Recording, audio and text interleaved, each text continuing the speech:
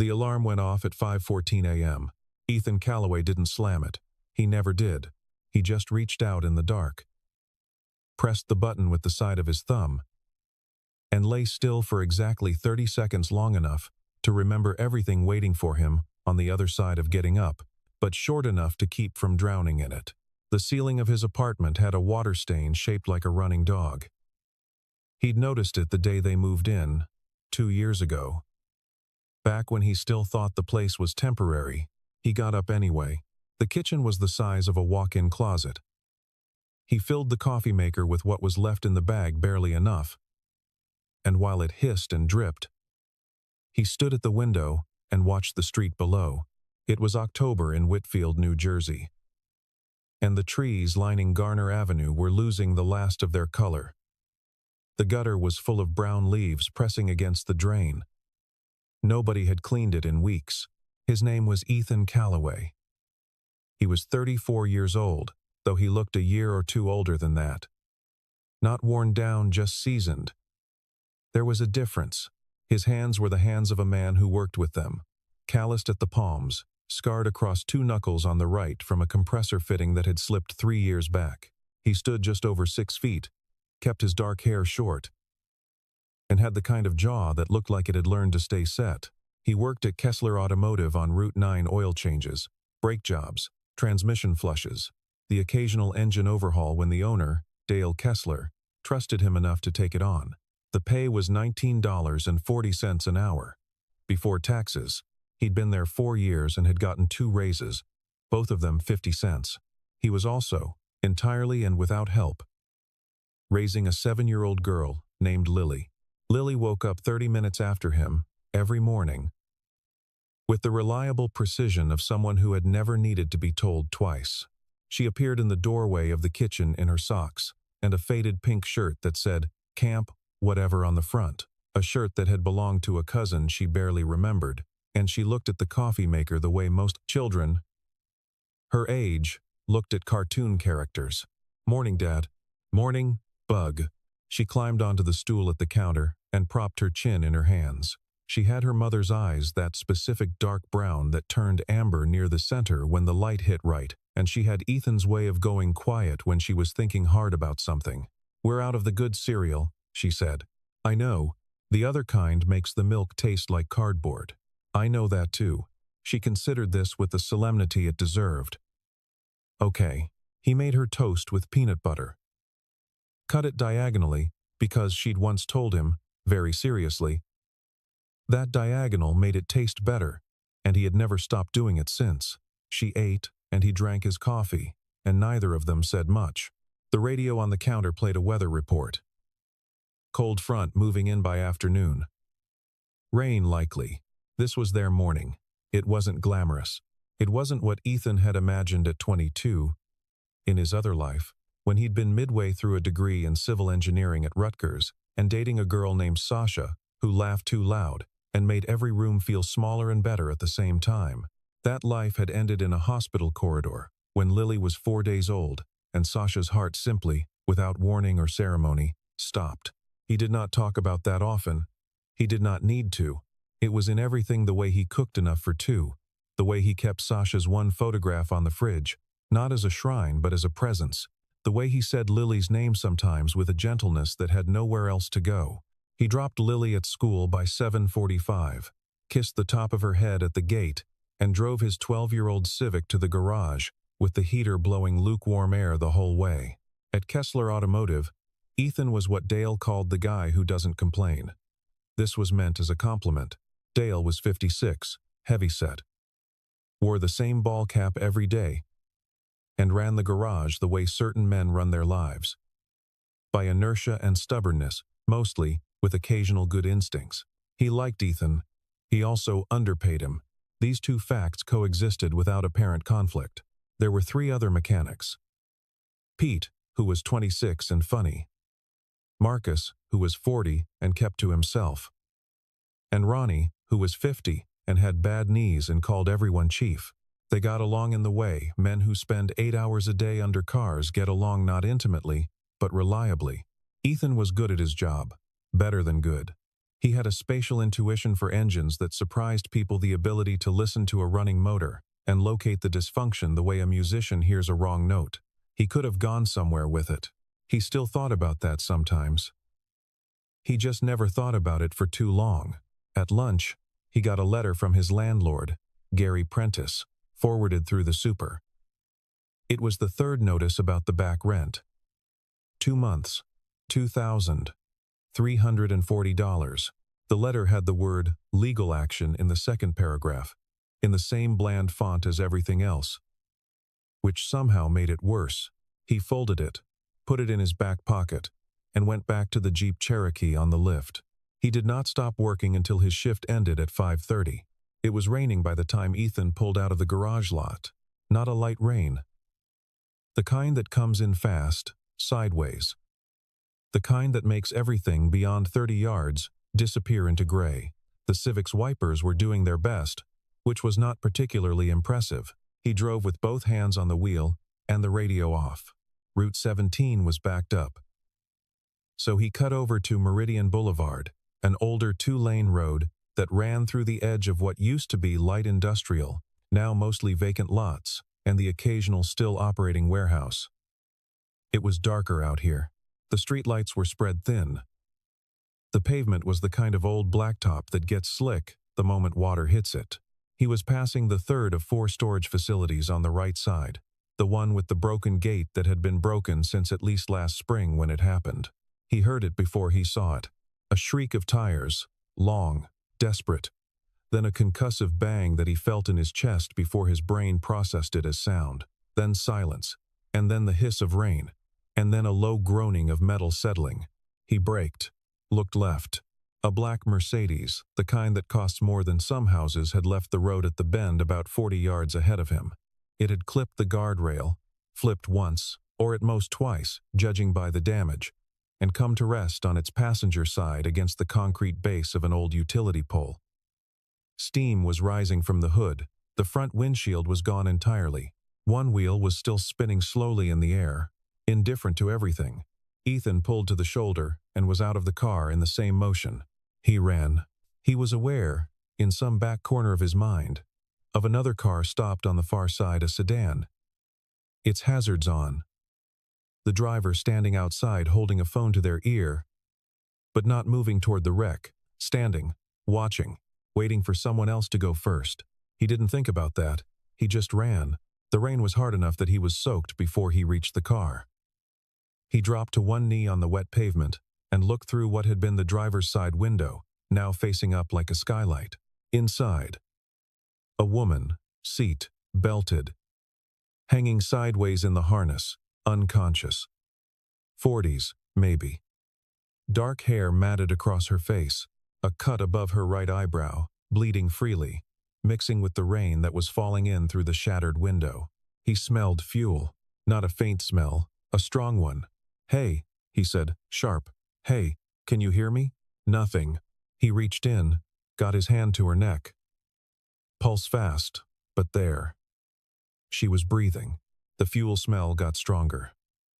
He looked toward the rear of the car and saw the shimmer, the thin, dark river of it spreading across the road in the rain.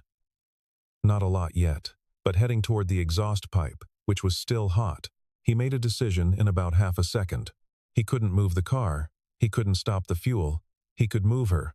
He got both arms through the window, got one under her shoulders and one behind her head the way he'd learned briefly, a long time ago, in a context he didn't often explain, and he released the seatbelt with his elbow, which took 3 tries and one badly scraped forearm. She came free and he pulled, slowly, trying to keep her spine as stable as he could manage, while also being aware that he had maybe 30 seconds before the math stopped working in his favor. He got her out. He got her across the pavement, across the shoulder gravel, and down into the shallow drainage ditch on the far side of the road. It was wet and cold and not comfortable. It was also about 12 feet from the car. 12 feet turned out to be enough. The explosion wasn't cinematic. It was a deep, concussive whump, followed by a wall of heat and a hard orange light that turned the rain to steam in a 10-foot radius.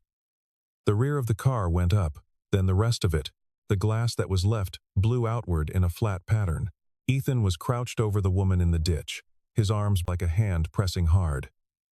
The sound was enormous. Then it was over. Just rain, and burning metal, and the distant wail of something, an alarm, somewhere. Triggered by the concussion, he sat back on his heels and looked at her. She was still unconscious. The cut on her forehead was worse than he'd thought. Scalp wounds bleed disproportionately. He knew that, but her breathing was steady.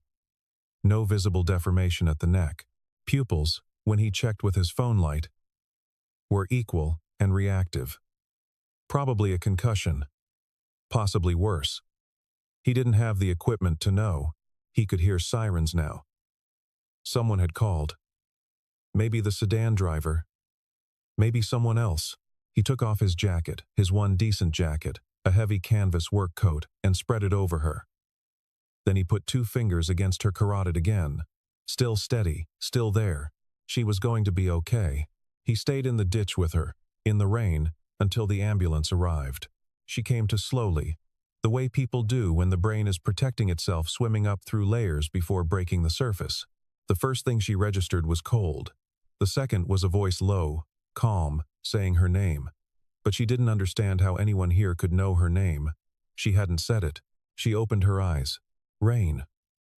A man's face above her, haloed faintly by the orange light of something burning not far away. He was soaked. Dark hair plastered flat. A jaw that looked like it had been chiseled, rather than grown. His eyes were the specific gray of overcast sky, serious, focused. Watching her with the practiced assessment of someone who had done this before. "Don't move yet," he said. "Give it a second." She blinked. Her head hurt enormously. Her shoulder felt wrong.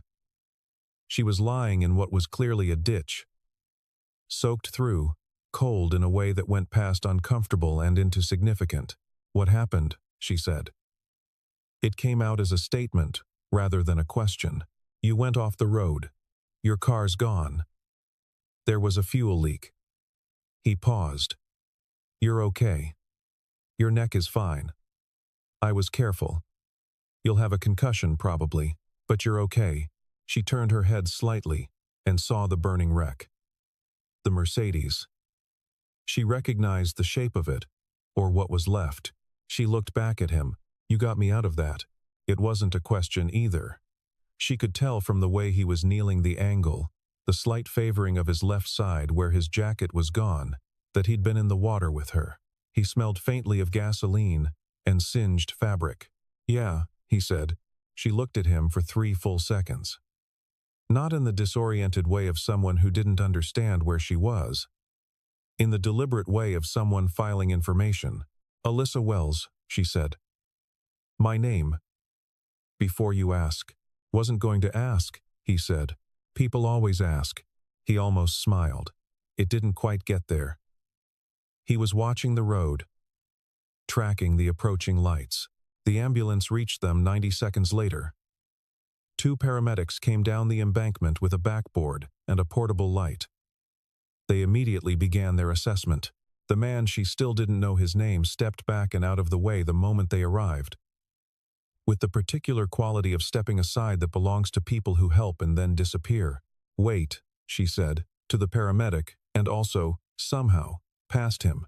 But by the time they'd gotten the collar on her and the board under her, and started the carry to the road, she could see his car, an old silver Civic. She registered the make without thinking about it, pulling back onto Meridian Boulevard. No name, no waiting around, no asking for anything. She filed that too. The hospital was Street Catherine's Medical Center in Clifton, 20 minutes from the accident site. Alyssa Wells had a mild concussion, a fractured collarbone, 4 stitches above her right eyebrow, and a collection of bruises that would take 3 weeks to fully surface. The attending physician told her she was lucky. She said she knew. She had a way of saying things that communicated she already knew them, without making the person telling her feel dismissed. It was a skill she'd spent years developing. By 9 p.m., the room had transformed. Her assistant, a precise, exhausted-looking man named Graham Finch, had arrived with her phone, laptop, and a set of clothes. Her head of security, a former federal agent named Dennis Pruitt, was stationed in the hallway. A publicist was fielding calls. Her CFO had sent flowers and a message that was, characteristically, primarily concerned with the board meeting on Thursday. The media had the story. Of course they did. Alyssa Wells, 41 years old, was the founder and chief executive officer of Wells Infrastructure Group, a mid-Atlantic infrastructure development and engineering firm that had grown, over 16 years, from a two-person consultancy in a rented office in Hoboken to a $2.3 billion enterprise with projects in 11 states. She had been on the cover of 3 business publications. She had testified before a Senate subcommittee on infrastructure spending.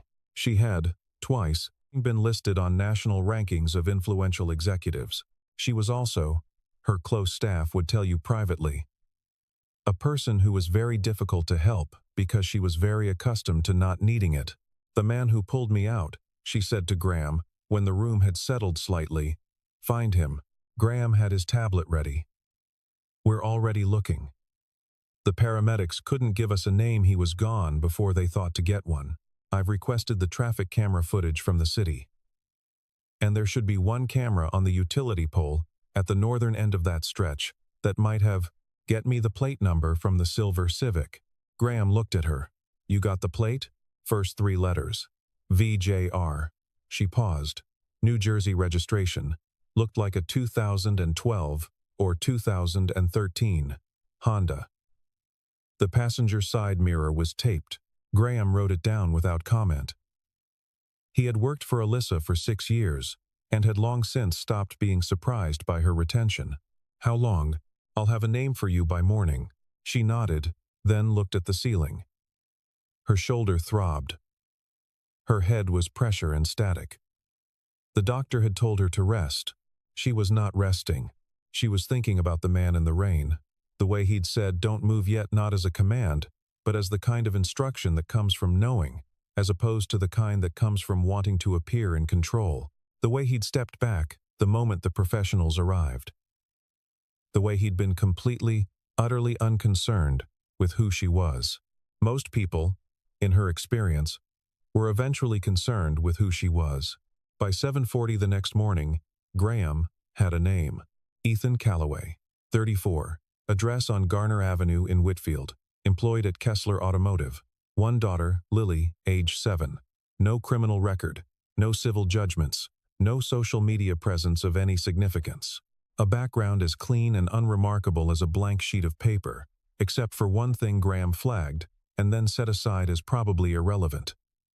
2 years at Rutgers School of Engineering. Incomplete, a decade ago. Alyssa read the file twice. Then she said, "Don't contact him yet." What Graham's file didn't say, because files never do, was this. On the Tuesday morning after the accident, Ethan Callaway's landlord, Gary Prentice, came in person to the apartment and knocked on the door at 8 a.m. Lily had already left for school. Ethan was in jeans and no shirt, drinking coffee and running through the math again, the same math he'd been running through for 3 weeks, trying to find a version of it that worked. There wasn't one. Prentice was not a cruel man. He was a practical one, which in some circumstances amounts to the same thing.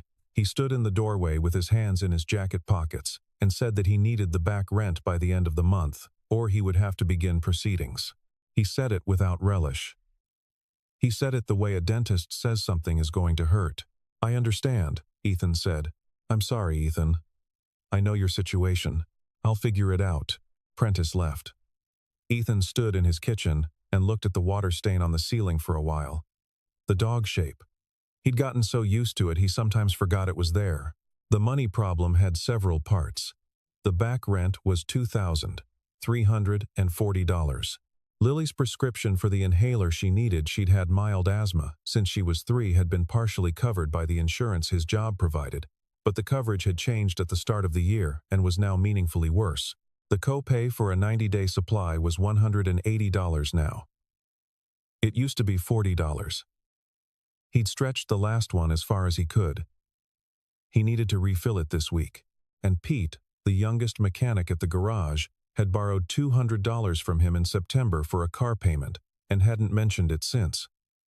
Ethan hadn't mentioned it either. Pete had a kid too. None of this made Ethan angry. That was the thing about him that people who knew him couldn't quite explain. He wasn't resigned. Exactly, he didn't have the flat affect of a man who'd stopped caring. He was still in it, still present. He just didn't waste energy on the parts he couldn't change. He got to work, and on his lunch break he went to the CVS 2 blocks away and picked up a refill for Lily's inhaler. He put it on his credit card, which was at $3,200 of a $3,500 limit. He put the receipt in his wallet and didn't look at the balance. On the way back to the garage, he passed a woman struggling with a flat tire in the parking lot of the strip mall, a small woman in her 60s, visibly stressed, trying to read the owner's manual of a minivan in the rain. He stopped, changed the tire in 11 minutes, refused her money, and was back at his workbench at 1:04. He was 2 minutes late. Dale didn't say anything. Dale had seen Ethan's hands when he came in oil, not fresh and new. "Next time clock back in first," Dale said. "Yeah," said Ethan. "Sorry." He wasn't sorry. But he said it anyway, because it cost nothing and kept the peace. And keeping the peace was the kind of thing that mattered when you were one bad week from losing your apartment. There was also the matter of what people thought of him, though he tried not to care about it, and mostly succeeded. That same week, a man had come in driving a Range Rover with a service light on mid-50s, the kind of sunburn that comes from ski vacations rather than outdoor labor, wearing a quarter zip that cost more than Ethan's monthly groceries. He'd stood at the counter and looked at Ethan and asked, without apparent irony, whether there was someone else he could speak to. Someone more senior. "I'm the senior mechanic," Ethan said. The man had looked him over. The stained coveralls. The hands. The functional wristwatch that had a cracked crystal on the face. "Right," the man said, in a tone that contained everything he wasn't saying. Ethan had diagnosed the issue, a faulty MAF sensor, and a secondary evap code that had been misread by the dealership in 8 minutes. Fixed it in 40, the man had taken the car without a word of thanks and left a review online that said the staff were professional enough, I suppose. Ethan had read the review on his phone at the end of the day, eating a sandwich at his workbench. He'd set the phone down, finished the sandwich, and gone back to the Subaru with the exhaust issue that was waiting on the lift. Some things you let pass, not because you don't notice them, but because the energy you'd spend on them is energy you need somewhere else. Lily's inhaler, the rent letter, the credit card balance approaching its ceiling. These were the real weights. Everything else was just weather. The thing was, Ethan Callaway had not always been this steady. He'd had his years of anger. Quiet anger. The internal kind. The kind that doesn't break furniture, but does cost you sleep. After Sasha died, he'd gone through a period he didn't discuss, when Lily was an infant and he was 26, and the engineering degree was gone, and the grief was so heavy that getting out of bed was a daily act of will rather than reflex. He'd come through it slowly, and what he'd come out with, on the other side, was a specific calibration. The things worth spending yourself on, and the things that weren't. Lily was worth it. His work was worth it. The people around him, who needed things he could give, worth it. The quarterly performance review he'd never get. The advancement that Dale wouldn't think to offer because Dale operated on inertia. The 1,000 small indignities of being competent in a context that didn't fully see you. Not worth the energy. He'd learned to put those down. He was still learning. She came on a Thursday, 11 days after the accident. The rain was gone. It was a cold, dry morning. The sky the specific pale blue that only happens in late October in New Jersey, when the humidity finally breaks. Ethan was under a 2019 F-150 with a clutch problem when Ronnie came over and said, in a voice that was trying hard to sound casual and failing, "Hey, Callaway. Lady outside." Suit. Ethan rolled out on the creeper. Wiped his hands on a shop rag. She was standing at the entrance to the garage bay, on the customer side of the yellow line. She was wearing a dark charcoal blazer over a gray turtleneck, tailored trousers, low-heeled boots. She held a leather portfolio at her side and wore no jewelry except small gold studs at her ears. She looked like money, but not ostentatious money, the kind that has existed long enough to become understated. She had a line of 4 stitches at the right edge of her eyebrow. It was the only thing that didn't fit the composure. Ethan stood. He looked at her. He didn't recognize her immediately, not because she was unrecognizable, but because context changes things. He'd seen her in the dark and the rain, bleeding, lying in a ditch. In the category of human being who needed help, she had been as specific and individual as anyone. Here, in the fluorescent light of a garage bay, in that suit, she occupied a different category entirely. And his brain took a moment to reconcile them. Then she tilted her head slightly, and something in the angle of it, the watchfulness, the quality of being looked at without being judged, resolved it. "Mr. Calloway," she said. He heard Pete behind him stop what he was doing. He heard Ronnie make a small, appreciative sound. "Miss Wells," he said. "A beat. You know who I am," she said. "You were in the news a lot that week." He paused. "You okay?" The collarbone. Something shifted almost imperceptibly in her expression. Healing. 4 more weeks in the brace. She glanced at the shop around her with clear curiosity, but no condescension. "Can we talk somewhere?" They went to Dale's office. Dale, who had come out to see what the commotion was, one look at Alyssa and immediately offered his office without being asked, something Ethan had never seen him do for anyone in 4 years. The office smelled like motor oil and old coffee.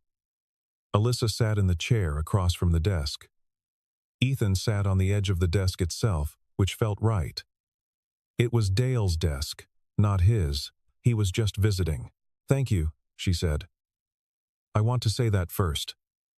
Without preamble. You don't have to. I know I don't have to. I'm choosing to." The tone was neither warm nor cold. It was precise. "You pulled me out of a vehicle that exploded roughly 12 seconds after you got me clear. You stayed with me until the paramedics arrived. You didn't wait around for acknowledgement, and you didn't leave any information." She paused. "People don't do that. Some do. Not in my experience." Ethan looked at her. "What do you need, Miss Wells?" The question seemed to catch her slightly, not off guard, he thought, but recalibrated. She wasn't accustomed to being moved from gratitude to function that quickly. "I'd like to help you," she said. "In whatever way is useful. I'm fine. You have $1,800 in your checking account. Your rent is 14 days late. Your daughter's medical costs have increased significantly this year. You drive a car with a failing transmission." She said it without triumph, just facts. Delivered the way engineers deliver load calculations. "I had you looked into. I want to be transparent about that." Ethan was quiet for a moment. "That's a significant violation of privacy," he said at last. "It is. I'm sorry." And the strange thing was that she meant it. "I needed to know who you were. I understand if that bothers you." "It does." He looked out the small office window at the garage bay. Pete was very obviously pretending to work. "You being sorry for it doesn't fix the fact that you did it." "No," she agreed. "It doesn't." Another pause. Something in the room was recalibrating. "I don't want money," Ethan said. "I know.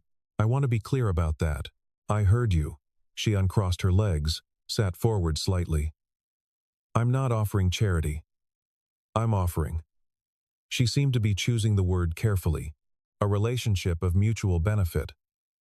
Properly structured. If you're interested." He looked at her for a long time. "I'll think about it," he said. He told her he'd think about it. He did not tell her yes, but over the next 3 weeks, things changed anyway. The first thing was the rent. Ethan came home on a Friday to find an envelope slid under his door, not from Prentice, but from Prentice's property management company.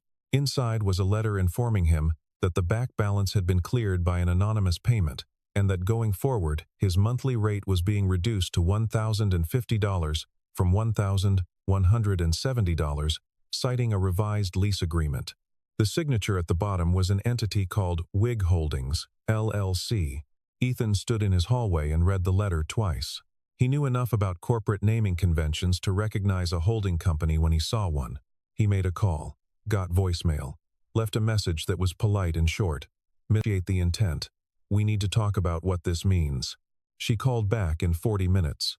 I thought you said you weren't offering charity, he said. It's not charity. It's a correction. Her voice over the phone was the same as in person. No warmer. No cooler. Just present. Your landlord was overcharging for the unit relative to the comparable market rate in that area. I renegotiated on behalf of the building's new managing entity. You happen to benefit. So do the other 12 tenants in that building. He hadn't thought about the other tenants. You bought his building, Ethan said. A brief pause. Wig has a residential portfolio. It was a reasonable acquisition. He almost laughed. He wasn't sure if it was funny or extraordinary, or both. The second thing was Lily. 2 weeks after the rent letter, Ethan got a call from the pharmacy doctor. Carolyn Hartley's office had pre-authorized a new maintenance plan for Lily's asthma management through a pediatric specialist practice in Clifton that Ethan had never been able to afford. The call said that Lily had been enrolled in their care program, that the cost was covered by a medical assistance grant administered by the Whitfield Community Health Initiative, and that her first appointment was scheduled for the following Tuesday. Ethan drove to that appointment.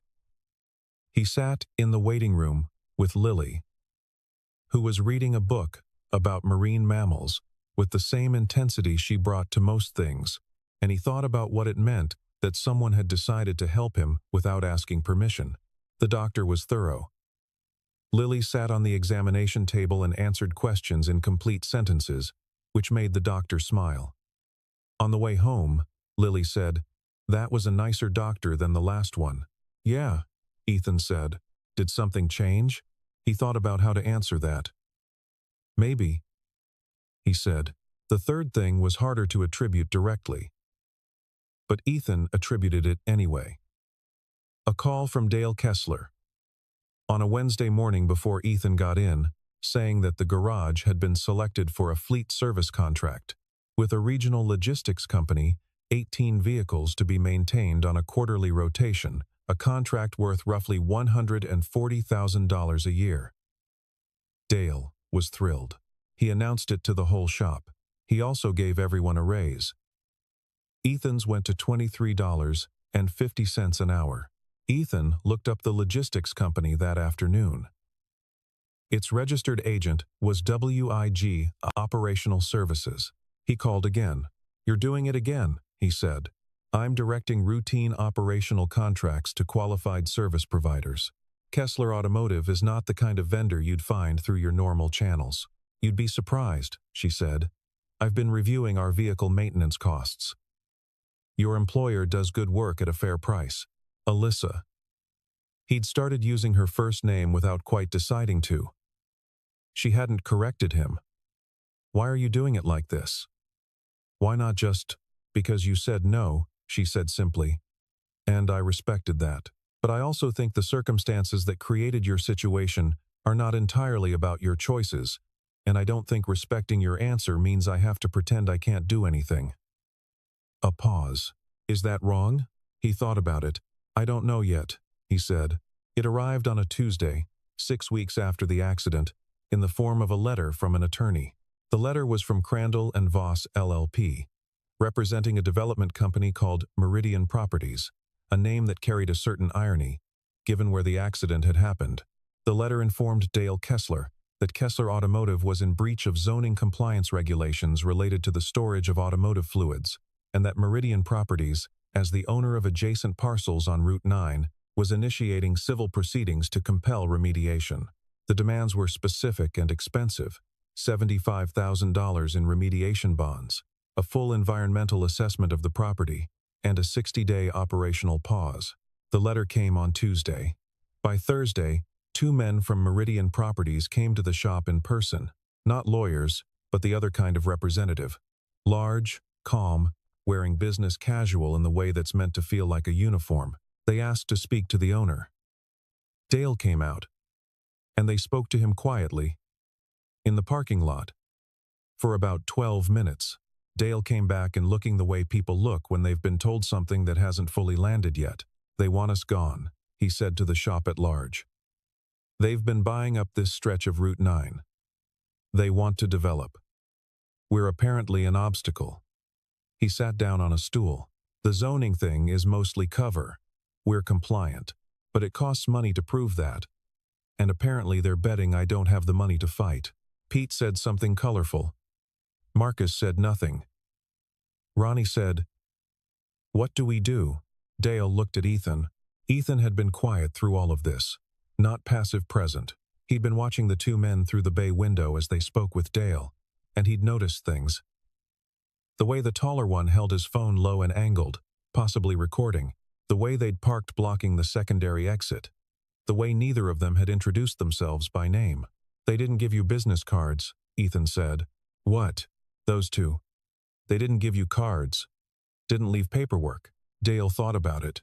"No, that's because they're not here for a legal proceeding. They're here to see how you react. They want to know if you'll fold before they spend money on lawyers." Ethan stood. "Do you have the original documentation on the storage compliance?" "Yeah, somewhere. Find it. I'm going to take photos of the current setup before they touch anything." He looked at Pete. "Don't talk to anyone else from Meridian who shows up without a verified attorney present. Get that on your phone." He moved through the shop methodically, photographing the chemical storage areas, the drainage channels, the containment basins, everything that demonstrated compliance with state standards. He'd read those standards once, when they'd upgraded the storage setup 3 years ago. He remembered most of it. That evening, he called the county zoning office and requested a copy of the most recent compliance inspection on the property. It was public record. It took him 40 minutes on hold. He also called Alyssa. He hadn't been sure he would, but he called. "I'm not asking for intervention," he said. "I want to be clear about that first." "All right, but I think you might know the situation." Meridian Properties. A short silence. Then, "I know of them. Commercial acquisition. Aggressive. They've been positioning in that corridor for about a year. Can you tell me if there's anything about this that's not what it looks like on the surface?" She was quiet for a moment. "Their primary investor has a lawsuit pending from a previous acquisition that involved similar tactics, zoning pressure, manufactured compliance complaints. The lawsuit is in discovery. They need Kessler's parcel resolved before that case goes to deposition, or the pattern starts to look like a pattern." Ethan absorbed that. So there's actually more risk for them in a fight than for Dale. Significantly more risk. If Dale contests this and it drags into the spring, it creates a paper trail they can't afford right now. "Thank you, Ethan." Her voice had something in it that wasn't quite concern but was adjacent to it. "Be careful. These aren't bad people in the classic sense. They're just transactional. When the math changes, they'll want a face-saving exit." "I know," he said. "Give them one." The next morning, Ethan had Dale send a formal response to Crandall and Voss, drafted with the help of a legal aid attorney that a community organization Ethan had quietly contacted without telling Dale had connected them with. The response was 3 pages. It attached the county compliance documentation. It noted, in professional and specific language, the discovery proceedings in the existing lawsuit against Meridian's primary backer. It invited further dialogue. Meridian Properties did not respond. 2 weeks later, their attorney sent a brief letter withdrawing the complaint. Dale never entirely understood what had happened. He bought Ethan lunch. A good lunch, actually not the diner, but the Italian place on the corner that Ethan usually only went to when Lily had a good report card. "How did you know all that?" Dale asked, over pasta. "I looked into it," Ethan said. "Since when do you know legal stuff?" "Since I had a reason to learn it." Dale nodded slowly, in the way of a man accepting something without fully understanding it. "You ever think about doing something else, besides the garage?" It was not the first time someone had asked. It was the first time Ethan didn't immediately say no. Alyssa Wells had built her career on assessment. It was, at its core, what she did. She looked at a thing. A project, a market, a team, a risk. And she assessed it with a precision that most people found either impressive or unsettling, depending on where they were in the equation. She had assessed Ethan Callaway. She had the file. She had the data. She had the follow-up information that came from having people quietly watching the Kessler situation. From the reports Graham gave her on the apartment building, from the pediatric clinic's intake records that she had no business seeing but had seen anyway, and had felt a specific discomfort about that she hadn't felt about this kind of information in years. What the assessment didn't account for was this. On a Saturday morning, 3 days after the Meridian situation resolved, she drove herself not with Dennis, not with Graham, to the park off Garner Avenue in Whitfield. It was a small park. A rectangle of grass. A basketball half-court. A climbing structure. 3 benches. Not much. She sat on the middle bench with a coffee from the place across the street. And she watched. Ethan Calloway was on the climbing structure, not supervising it on it. He was at the top of the climbing frame, maybe 8 feet off the ground, following a small girl with dark hair who was narrating, at some length, the geography of what appeared to be an imaginary kingdom she was establishing across the structure's various platforms. He was listening with the complete, absolute attention of someone who had nowhere else to be and nothing more important to do. The little girl Lily pointed at something in the distance, across the park. She said something. Ethan looked where she was pointing, nodded seriously, said something back. Lily laughed a real laugh. The unconscious kind, the kind that hasn't been edited yet. Alyssa sat on the bench for 40 minutes. She was not a sentimental person. She had not cried at her own company's IPO. When a journalist asked how she felt, she had sat across from a Senate subcommittee chair and held his eye for 30 seconds of silence before he blinked. She had, twice, made decisions that cost hundreds of people their jobs at subsidiaries she'd had to restructure. And she had made those decisions without flinching because the alternative was losing everything. But she sat on the bench for 40 minutes, and she felt, in a way that was uncomfortable and specific, the difference between what she had built and what he had. She had more, objectively, measurably. By every metric her industry used, he had something she couldn't put in a metric. On the way back to her car, she passed the bench on the other side of the path, and Ethan was already there. Lily had apparently moved on to the swings, and he looked up when she was close enough, and for a second neither of them said anything. "Were you watching us?" he asked, not accusatory, just asking. "Yes," she said. She didn't see the point of pretending otherwise. He looked at her for a moment. "Sit down." She sat. "I want to tell you something," he said. Not in the context of whatever this arrangement is. He was looking at the park, not at her. "When I was in the ditch with you, before the paramedics got there, you were still unconscious, but you said something." She turned to look at him. "What did I say?" "You said I've got it." He paused. "Just that. 3 times. I've got it." She was quiet. "I think about that," he said. "What it means, that those were the words your brain reached for when it couldn't think." She looked at the park. At Lily on the swings, pumping her legs with determination. "It means I've been carrying things alone for a very long time," she said. The precision in her voice was still there. But it was doing different work now. "Yeah," Ethan said. "Me too." The offer came formally, in writing, on a Wednesday morning. Graham delivered it to the garage, a sealed envelope, no letterhead on the outside. Ethan opened it at his workbench, standing up, grease on his hands. The letter was 2 pages, single-spaced. Alyssa's letterhead, but not her usual correspondence style, more direct, more personal. She had written it herself, he could tell. The substance was this. Wells Infrastructure Group was establishing a new division, infrastructure operations, and field quality assessment, the work of visiting active project sites, and evaluating the gap between engineering design and on-the-ground execution. It was the kind of work that required, she wrote, someone who can walk into a complex operational environment, identify what's actually happening, rather than what the documentation says is happening, and explain the difference to people who may not want to hear it. The position paid $84,000 a year, with benefits, and came with a training period. She had noted, at the bottom, in handwriting rather than type. This is not a gift. The position is real, and the need is real. You would be expected to do the work. You can tell me no. Ethan read it twice. Then he folded it and put it in his shirt pocket and finished the brake job he was in the middle of. He told Dale at the end of the shift. Dale was quiet for a long time. He turned his ball cap around on his head, which was what he did when he was thinking. That's a good opportunity, Dale said finally. I know. I'd give you a reference. Good one. I know that too. You going to take it? Ethan was quiet for a moment. I'm going to negotiate, he said. Dale blinked. Negotiate. The starting salary is fair, but the training period is vague. I want it specified.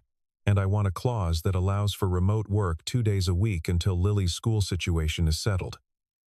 He paused. And I want the garage to keep the fleet contract. That has nothing to do with me. Dale stared at him.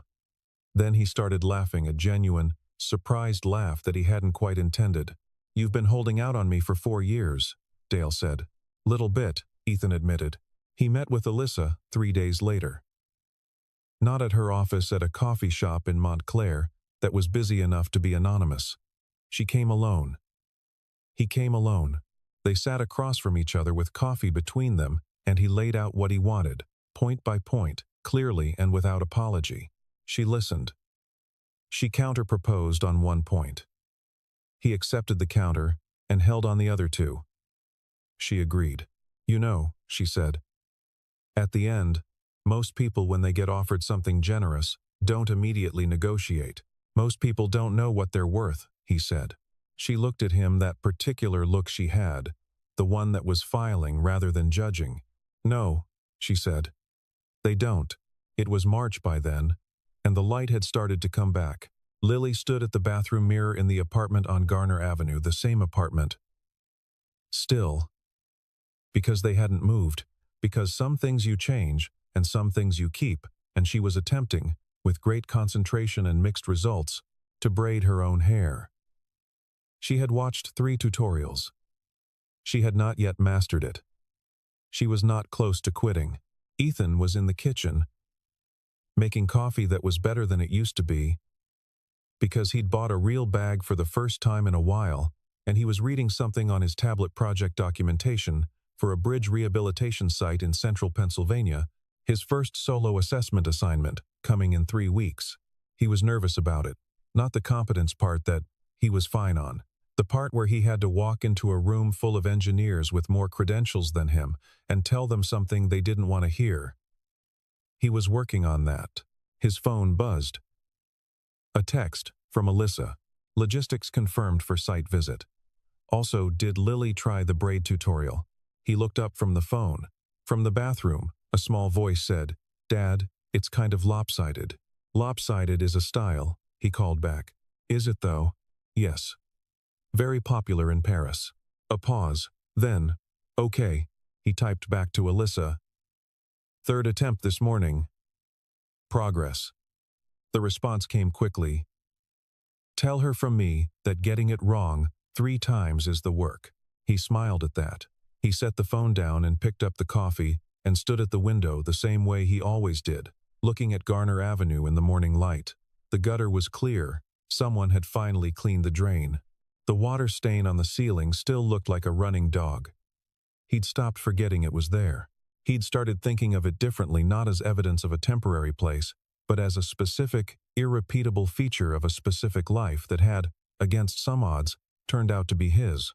Lily appeared in the kitchen doorway, hair honestly somewhat lopsided, jacket half-zipped, book bag over one shoulder. Diagonal, she said. He cut the toast. She sat at the counter and propped her chin in her hands and looked at him the way she sometimes did, the look that was her mother's eyes in her father's kid, that specific amber and dark brown that happened when the light hit right, and she said, Dad, you seem different lately. Different, how? She considered this with the solemnity it deserved. Like you know something, she said. He thought about a road in the rain, and a burning car, and 30 seconds of decision, and how 30 seconds can be longer than years if you use them right. Maybe, he said. A little. She nodded, satisfied with this answer, and ate her toast. Outside, the light was doing what March light does in New Jersey, tentative. Promising, not quite believing in itself yet. But there, definitely there, a single act, 30 seconds in the rain, in a ditch beside a burning road, and two lives that had been moving separately, each carrying what the other lacked, found their way towards something neither of them had planned for. Neither of them would call it luck. They would both call it, eventually, the thing that happened because someone didn't stop to think about whether it was worth it and just went.